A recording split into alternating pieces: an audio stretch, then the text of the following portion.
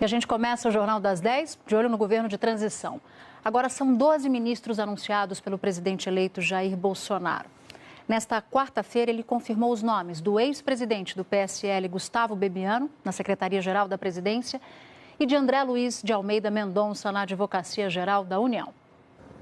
O presidente eleito, Jair Bolsonaro, passou o dia despachando na sede da equipe de transição. Recebeu os embaixadores da Rússia, do Líbano e de Portugal. O ministro do Supremo, Luiz Fux, também passou por lá para uma visita de cortesia. Ainda pela manhã, na reunião com os futuros ministros, Bolsonaro anunciou o ex-presidente do PSL, Gustavo Bebiano, como ministro-chefe da Secretaria-Geral do futuro governo. A principal tarefa da Secretaria é o trabalho de modernização do Estado, desburocratização, GovTech. Talvez pela primeira vez o governo federal olhando para a sua atividade fim, que é servir bem a população. À tarde, Bolsonaro confirmou outro nome, André Luiz de Almeida Mendonça, para a Advocacia-Geral da União. André Mendonça é pós-graduado em Direito pelo UNB. Em 2016, assumiu o cargo de corregedor-geral da AGU. Mendonça também é pastor na Igreja Presbiteriana Esperança, em Brasília. Em nota, a atual advogada-geral da União, Grace Mendonça, disse que recebeu com satisfação a notícia de que a Advocacia-Geral da União continuará sob o comando de um integrante da instituição e desejou sorte ao colega. Já são 12 ministros anunciados pelo presidente eleito. E os 3 que foram indicados por bancadas políticas até agora são do mesmo partido, Democratas. Isso causou um certo desconforto entre aliados. Por isso, nomes de peso da transição reforçaram o discurso de Jair Bolsonaro de que não passa de uma coincidência e de que não houve indicação partidária, e sim de alguns setores. A expectativa agora é de que as nomeações para o primeiro escalão sejam concluídas até o fim do mês. Os ministros têm que estar no até o final de novembro. Para quê? Para que as equipes possam estar com os projetos, planos. Porque o que é a transição? A gente está trocando o pneu com o carro andando.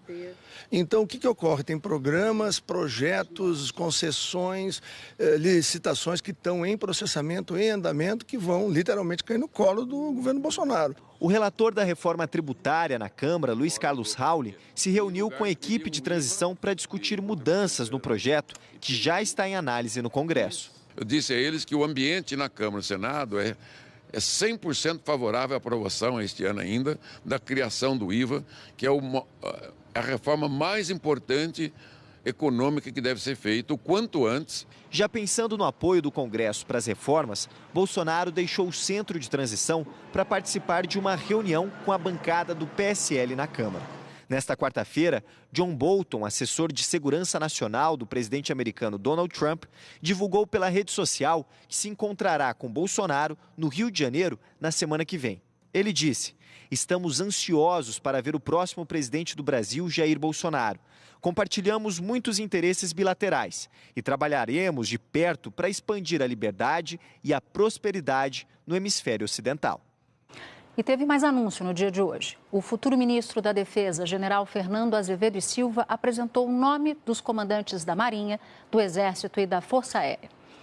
Vamos ver aqui no telão? Acompanha comigo. No Exército, general Edson Leal Pujol.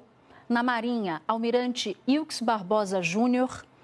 E aqui na Aeronáutica, tenente brigadeiro do ar, Antônio Carlos Moretti Bermudes. Eu conversei com o ministro da Defesa, o futuro ministro da Defesa, e o general disse o seguinte, que os critérios que definiram o nome dos comandantes das 3 forças foram baseados em 2 pilares. O primeiro pilar, o da biografia, serviços prestados a essas 3 forças, e também o segundo pilar, o segundo critério, pelo critério da antiguidade, o que é muito valorizado nas 3 forças, tanto na Marinha, tanto no Exército, quanto na Aeronáutica. Bom, pelo menos no primeiro escalão, a equipe está quase completa e agora a gente vai falar com o Valdo Cruz. Valdo, boa noite para você. O caminho já está quase todo percorrido, só que tem um mundo pela frente que é o segundo e terceiro escalões. Até agora, o que te parece? Acho que o governo conclui a formação desse ministério em mais o quê? 1, 2 semanas? Boa noite, Natuza. Boa noite, assinantes. A estratégia do presidente eleito Jair Bolsonaro é terminar ali no início de dezembro, terminar a montagem de sua equipe. Já tem 12 ministros aí Ele está pretendendo formar uma equipe entre 18 e 19 ministros, ou seja, já passou da metade já da indicação dos ministros e agora tem que ver. Hoje, claramente, com a escolha de Gustavo Bebiano estava só para ser confirmado, né, Natuza, como secretário-geral do governo.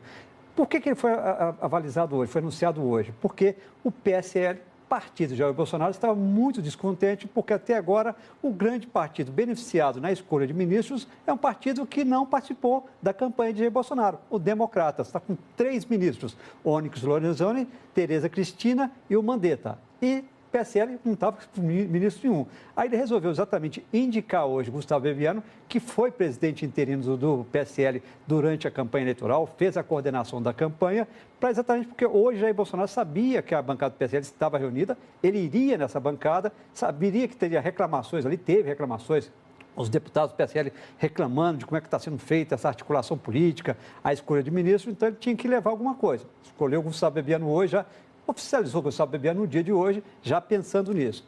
Claramente, Gustavo Bebiano, Natuza, é daquele grupo dos amigos da campanha, né? Você tem ali Onyx Lorenzoni, o Bebiano, o general Augusto Heleno, o Paulo Guedes, ou seja, aquele grupo de assessores que trabalharam com o Bolsonaro durante a campanha eleitoral e foram escolhidos. Então, esse núcleo duro já está formado, já está fechado.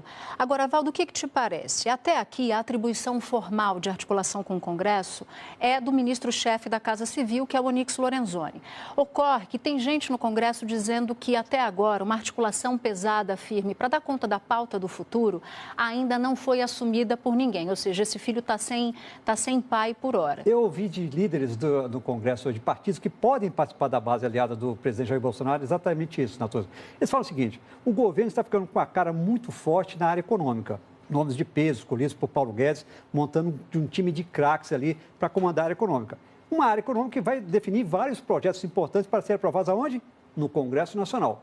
Mas se não for feita uma boa articulação política dentro do Congresso Nacional, que seja possível montar uma base aliada para aprovar esses projetos importantes que serão definidos pela área econômica, aí vai ficar um pouco estranho, ou seja, vai ficar manco esse governo. Então tem essa dúvida, porque até agora o estilo de montagem está sendo mais ali apoios em bancadas temáticas, né? A gente viu a Tereza Cristina sendo apoiada pela bancada do agronegócio, o Mandetta sendo apoiado pela bancada da saúde, mas tem muitos líderes que dizem que isso não garante votos necessários para aprovar, por exemplo, uma reforma da Previdência. São necessários 308 deputados, 49 senadores. E é bom a gente explicar por que essas bancadas temáticas, a escolha de representantes dessas bancadas temáticas não significam automaticamente apoio no Congresso. Por quê? Diferentemente das bancadas partidárias, em que tem um líder e o líder orienta os votos para os seus correligionários do mesmo partido, nas bancadas temáticas, elas são suprapartidárias, ou seja, tem partidos de A a Z dentro delas. E nem sempre o presidente dessa frente parlamentar